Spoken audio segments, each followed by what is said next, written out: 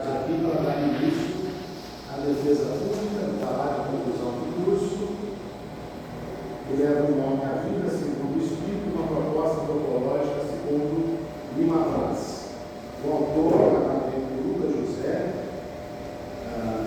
sobre a minha orientação, e o segundo leitor, professor, nosso coordenador de curso, professor Adriano.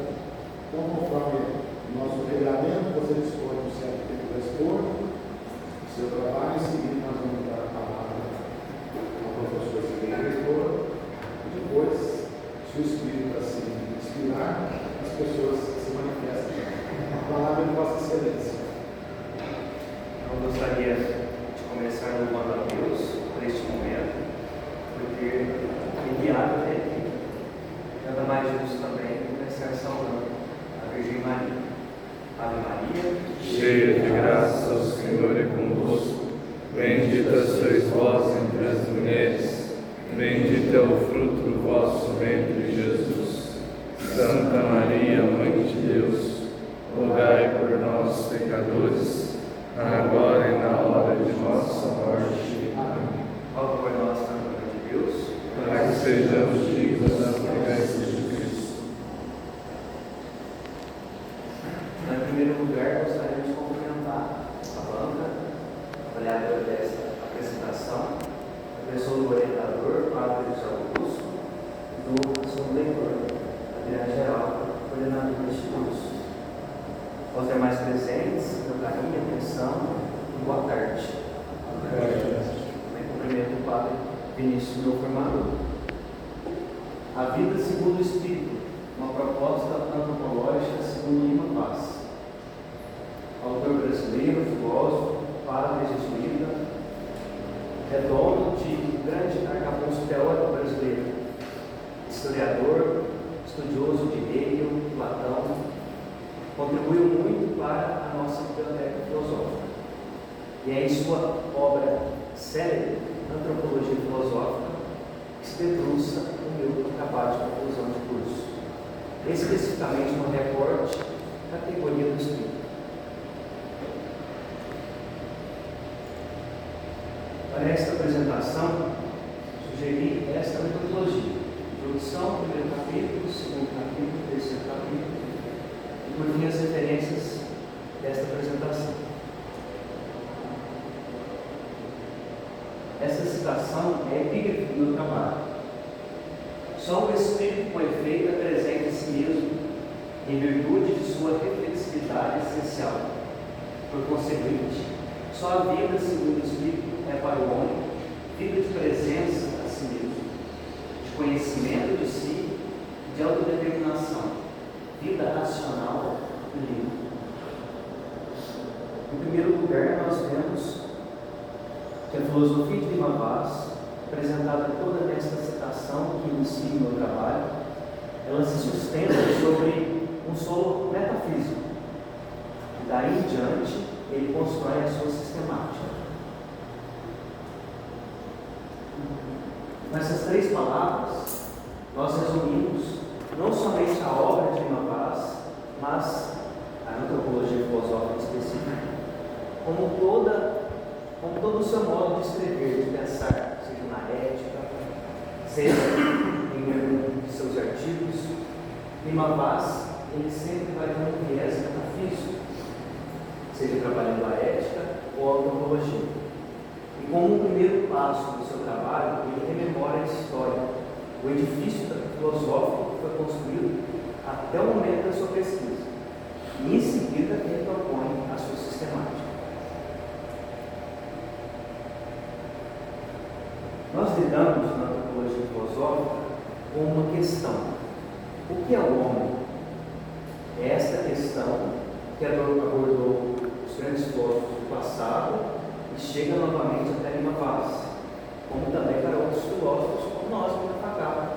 Sugerimos uma resposta a esta pergunta: o que é o homem? Como se trata de uma pergunta considerada aporética, nós podemos analisá-la na história e na antropologia de Lima Vaz. A aporia é uma questão, uma inquietação inesgotável. Eu tenho uma solução, uma resposta, o outro vem com uma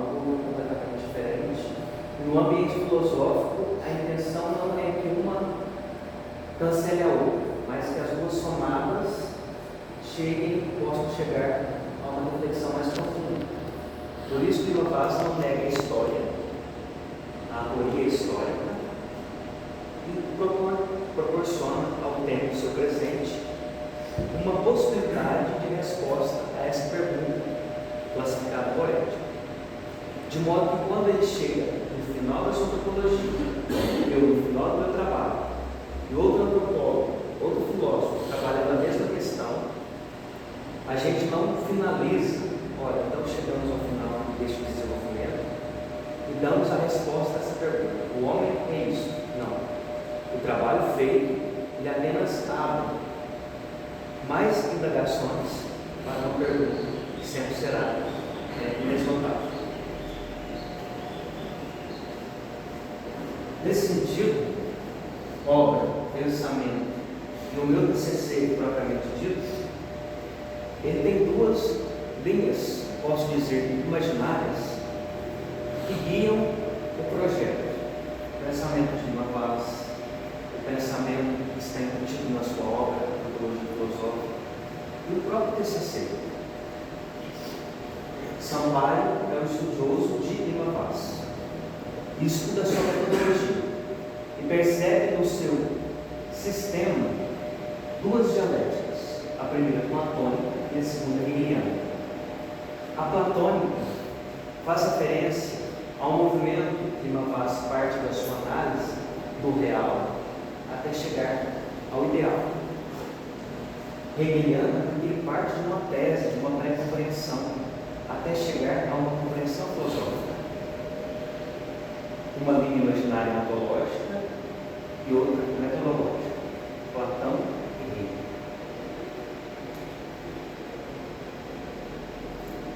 No primeiro capítulo da minha dissertação, da minha monografia, eu faço semelhante percurso que fez Lima Vaz: rememorar o passado. Sampaio, ao estudar Lima Vaz, diz o seguinte: o esforço sistemático depende do esforço curativo de recuperação da tradição filosófica, seus temas, seus problemas e suas soluções. Porque, seja qual for o problema em questão, sempre há uma continuidade histórica.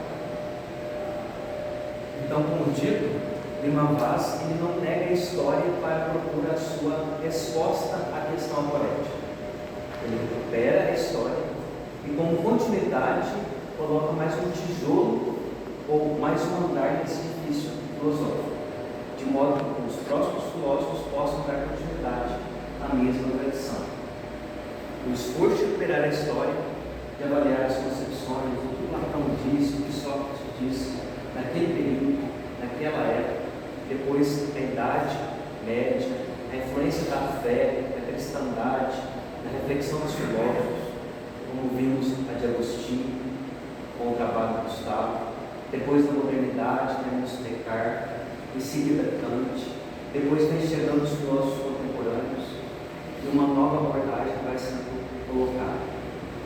Lima Vaz dá continuidade, não finaliza a discussão, dá continuidade à história.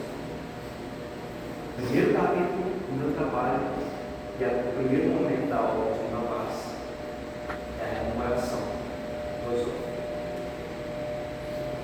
O segundo capítulo, aí sim entrando justamente na proposta do autor. Ele traz uma interpretação sobre o homem que possui uma estrutura constituída de três categorias, três dimensões: corpo, psiquismo e espírito. E a partir dessas três categorias, de um modo dialético, tanto platônico como hegeliano, ele vai trabalhar as três. E aqui nós temos um resumo do que ele faz na sua obra. As três categorias, a primeira, a segunda e a terceira, todas elas têm esses três passos para a compreensão. Compreensão científica, abordagem empírica e uma compreensão filosófica, que seria a finalidade ontológica, a compreensão transcendental.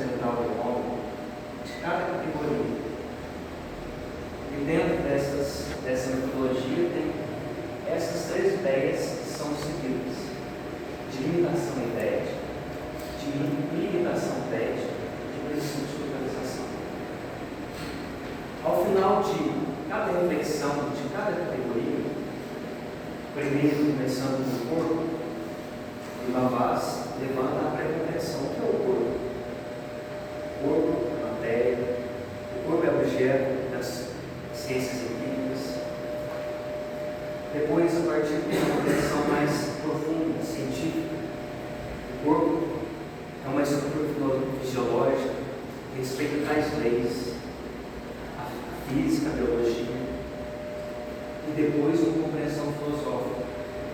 O corpo se reduz à matéria, aparentemente sim, cientificamente sim, mas ao olhar da filosofia, com a proposta dele, ele se torna uma propriedade, um corpo situado no tempo e no espaço que expressa o que o homem é, em linguagem, em ser, em ideia, em princípios éticos, em criatura criada, corpo, propriedade, no sentido não só empírico, mas também transcendental da matéria. Isso ele faz com o psiquismo ou espírito. Ao final da reflexão de cada categoria, Ivavaz pergunta: o homem é corpo? E em seguida ele responde: o homem é corpo. Mas ao terminar a reflexão aí, limitado na ideia é corpo, limitação de que o homem é em corpo, eu estaria limitando o homem. O homem é corpo, nada mais. Em seguida ele faz novamente a pergunta: o homem é corpo? E ele responde: não, por causa da sua limitação tética. Tética vem de tese, de realmente o início da conversa. O homem não é só corpo, o homem está para além disso. Então o homem não é corpo. Novamente ele faz todo o percurso e no final do psiquismo ele questiona: o homem é psiquismo? Ele responde: é psiquismo. Mas corpo e psiquismo, somente essas duas dimensões, estaríamos limitando o homem à ideia de corpo e de psique, razão. Continua o discurso, a dialética sistemática, e chega-se à ideia de espírito. Uma categoria que, propriamente dita, não tem uma explicação científica, mas filosófica, que expressaria o que o homem tem de transcendental dentro de si, explicando a sua unidade, a sua singularidade, a sua liberdade e o seu ser situado dentro do espaço, que o faz livre e único. O homem, só espírito, também seria uma limitação idética. O homem não é só espírito, não é só psiquismo, não é só corpo. Ele é essas três dimensões em vista de uma tese inesgotável com o princípio de localização. É com essa totalidade que eu começo ou consigo explicar de uma forma mais concisa o que é o homem. Tendo em vista a sua complexidade e conceitos importantes como a liberdade, a ética, para não correr o risco de cair também em uma classificação antropológica limitada, finita, talvez até determinada. O último capítulo, novamente, o que é o homem colocado como objeto de reflexão da pesquisa. E contido uma vida propriamente humana, nós temos um ser que vive segundo aquilo que ele é. O homem que vive segundo a sua essência, segundo aquilo que ele é realmente, ele vai ser, na sociedade, onde ele estiver, dentro do espaço, contribuindo e sendo conforme a sua essência. Ora, se é o espírito, a sua interioridade, ele vai ver como ele é. Se ele é espírito, se ele é corpo, se ele é psiquismo, ele vai viver conforme constituído. Aí se estende a reflexão. E as confirmações. O que é o homem? O homem é um ser espiritual, um ser inteligente, entrando na metafísica do existir, temos os conceitos de essência e existência. Para trocar em miúdos essa reflexão, nós entendemos o ser humano vivendo na sociedade, relacionando seja com o outro, irmão, família, outro colega, outro com o outro minúsculo, ou o outro com o maiúsculo, o absoluto, Deus, Santíssima Trindade, o ser criador, é a partir da dimensão interior da sua categoria da interioridade, classificada Espírito por Lima Paz, é que ele vai ter ações boas, vai agir bem, vai ter condutas éticas, morais. O psiquismo pensa conforme as leis matemáticas, científicas. O corpo age conforme os seus instintos, as suas vontades. Mas somente com a inteligência espiritual que ultrapassa as intenções racionais é que o homem viveria realmente segundo a sua essência, vivendo segundo a essência, a sua existência. Por isso o título, a vida, existência, segundo o Espírito, essência. Essa inteligência, explicando mais uma vez, não estaria ligada ou não estaria junta com a inteligência racional, utilizando o mesmo exemplo de 2 mais 2, 4. Estaria para além disso, de uma inteligência que vê o bem, que vê o que é legítimo, que vê o que é justo, que une em boas relações.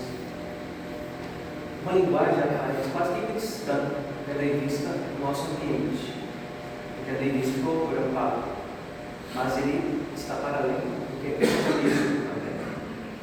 Está por o que é moral na sociedade em geral. Dando continuidade à explicação deste terceiro capítulo, aí sim nós consideramos o homem como um ser ético, vivendo segundo aquilo que ele é, confirmando assim a sua liberdade e possuindo uma finalidade. O homem como um ser que é criado para algo bom. Essa é a finalidade dele.